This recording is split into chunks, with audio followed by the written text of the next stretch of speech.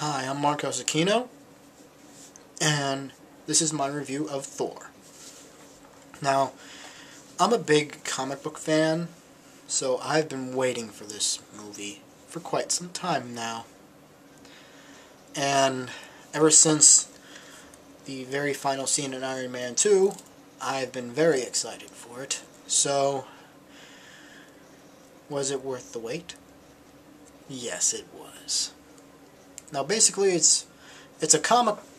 Thor is a film adaptation of the popular Marvel comic book, which was created by Stan Lee, of course, Larry Lieber, and Jack Kirby. It's about the movie is about Thor not exactly being the most amazing superpowered being in the world, and let's just put it this way. He's kind of like Captain Kirk in the beginning of the Star Trek reboot, where he wasn't always the heroic man we remember.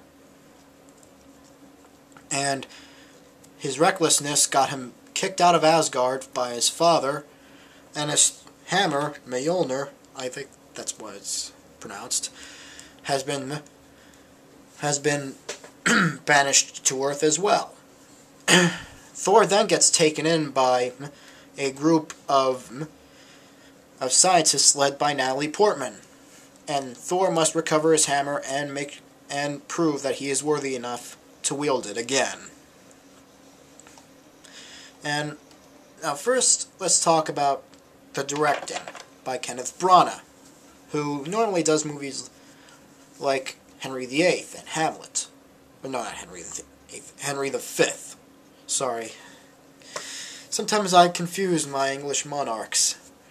Anyway, basically, the reason why Kenneth Branagh chose to do this movie was because he saw a lot of Shakespearean elements with the story for this movie, like family issues with power struggles, and like rivalries with family, and which is very heavily a lot of Shakespeare material. So it really blended in with the story very well, and Kenneth Branagh's directing really held it up very well. The acting was good. Chris Hemsworth as Thor is just amazing. Like, he is surprisingly likable, even when he's acting as a reckless god. And everyone else was pretty good in the movie, but the only person I had trouble with was Natalie Portman. Sometimes she kind of phoned in what she had when she was in the Star Wars prequels. And for those who have seen the Star Wars prequels, you'll know what I'm talking about. But that's probably the only problem with it. But the visual effects were really cool. The sound was very superb. It should be nominated for an Oscar. And if you ask me, Thor is probably the Richard Donner Superman of the 21st century. So yes, that's my review of Thor. And in honor of my boys, the Schmoes of Schmoes Know, I give it 4.5 out of 5 Schmoes.